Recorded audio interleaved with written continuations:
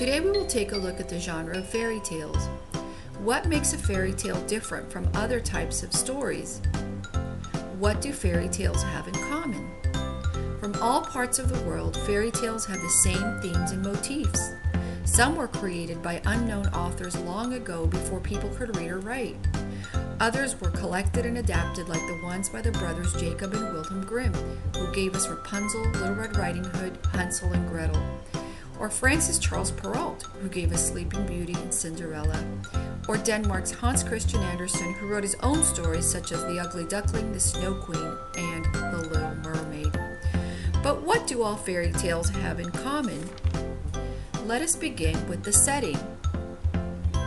Fairy tales take place in an undefined time and place. They begin with phrases like once upon a time or a long, long time ago.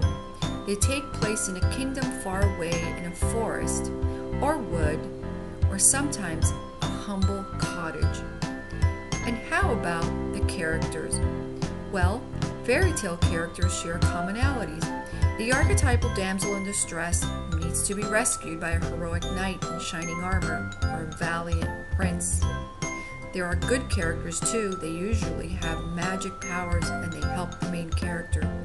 But then there are evil characters who set out to hurt the good characters.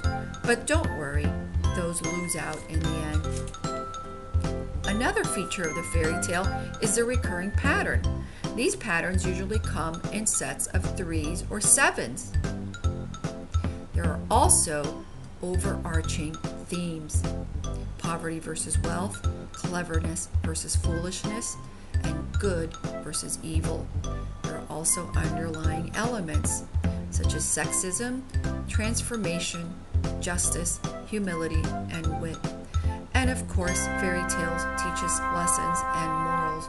Those lessons and morals unite us in our common culture. So why do we love fairy tales?